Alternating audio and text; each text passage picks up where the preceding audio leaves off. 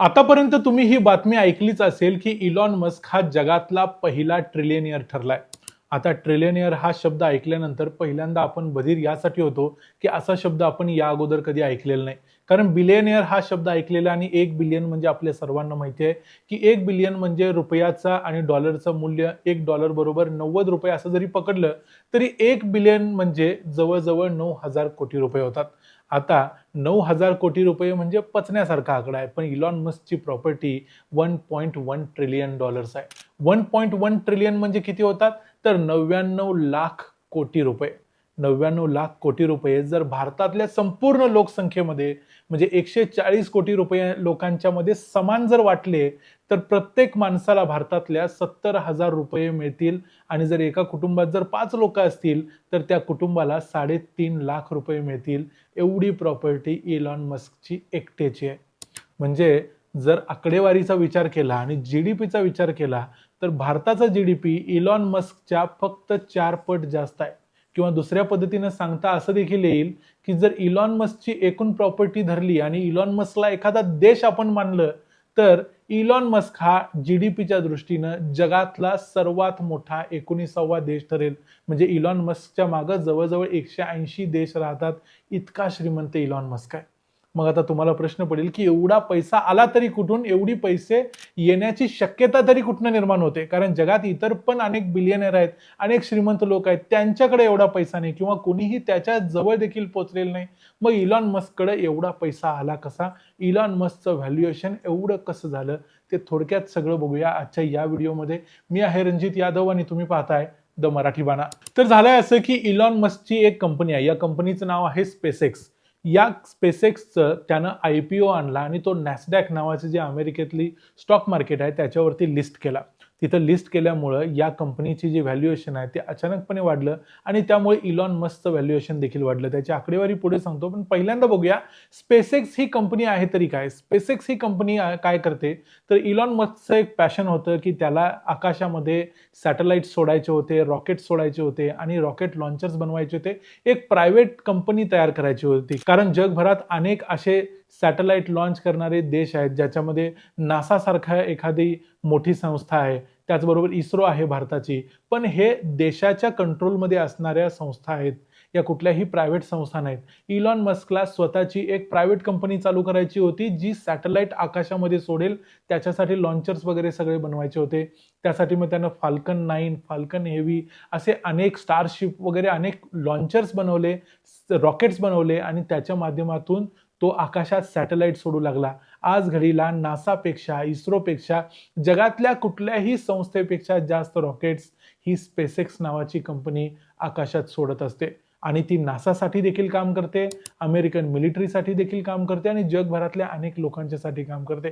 या स्पेसएक्स या कंपनीमध्येच X.com म्हणजे ट्विटर आपल्या सर्वांना माहिती आहे. ही ट्विटर देखील या स्पेसएक्सचाच एक भाग आहे. असं म्हणजे कंपनीचं फॉर्मेशन त्या पद्धतीने केलेलं आहे. याच्याशिवाय स्टारलिंकचं तुम्ही नाव ऐकलं असेल. स्टारलिंक ही एक कंपनी आहे जी इंटरनेट प्रोव्हाइड करते लोकांना आणि हे इंटरनेट प्रोव्हाइड करण्यासाठी जवळजवळ 6,000 सॅटेलाइट स्पेसएक्सनं आकाशात सोडलेले आहेत. या सॅटेलाइटच्या माध्यमातून इंटरनेट जगभरातल्या लाखो करोडो लोकांना पोहोचवलं जातं. 164 देशांमध्ये स्टारलिंकच्या माध्यमातून इंटरनेट दिलं जातं. त्यामुळे स्टारलिंक ही जगातली सर्वात मोठी इंटरनेट प्रोव्हायडर आहे.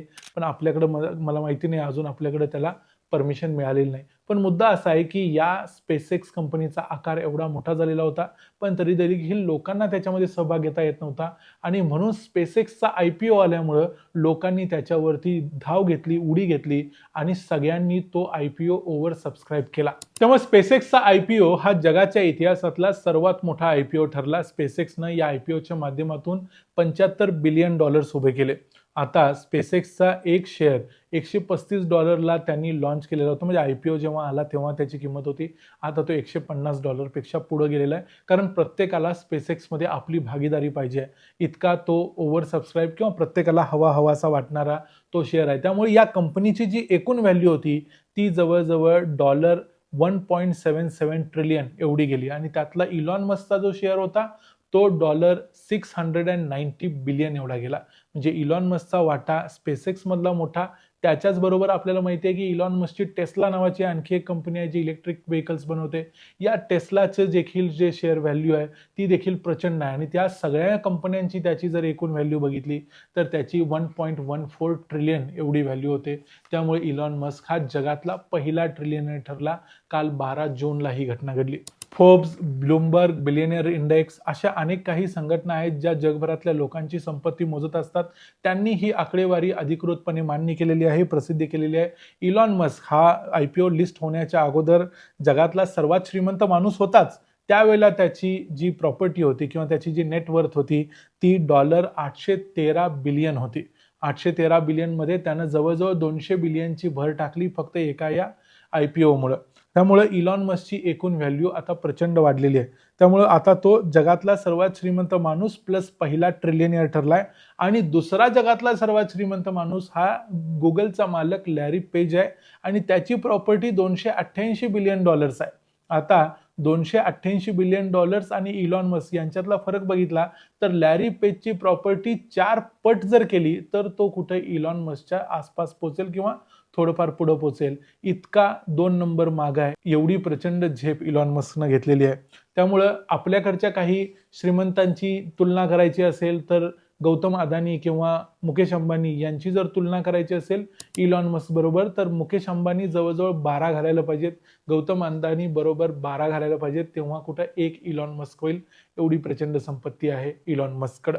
इलॉन मस्कने स्वतःच काही वर्षापूर्वी सांगितलेलं होतं आणि आता हा IPO लिस्ट झाल्यानंतर त्याने सांगितलं की एल सेगुंडो या कॅलिफोर्नियामधल्या एका वेअरहाऊसमध्ये खरं तर त्यानं स्पेसएक्स या कंपनीची सुरुवात केली होती 2002 साली आणि त्यानं स्वतःच सांगितलं जेव्हा ही कंपनी मी चालू केली त्यावेळेला या कंपनीच्या यशाची 10% देखील गॅरंटी मला वाटत नव्हती, पण तरी देखील माझं पॅशन म्हणून त्यानं ही कंपनी स्थापन केली होती आणि त्याच्या पॅशनचा आज किती मोठं रूप निर्माण झाले बघा.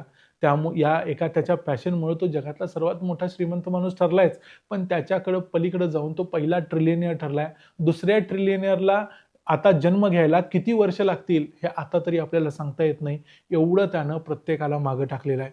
या सगळ्या गोष्टींच्या मधून एकच गोष्ट आपण समजून घेऊ शकतो की पॅशन फॉलो केलं आणि त्यासाठी थोडी चिकाटी ठेवली तर आपल्याला प्रत्येकाला इलॉन मस्क होणं शक्य नाही, पण आपण काही ना काही जरूर करू शकतो. हाच धडा यातून घ्यायचा आहे.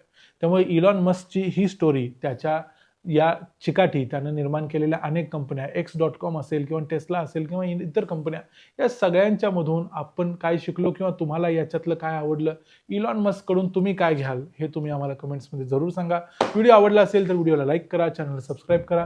पुन्हा भेटू पुढच्या व्हिडिओमध्ये. तोपर्यंत पाहत राहा द मराठी बाणा. जय हिंद, जय महाराष्ट्र.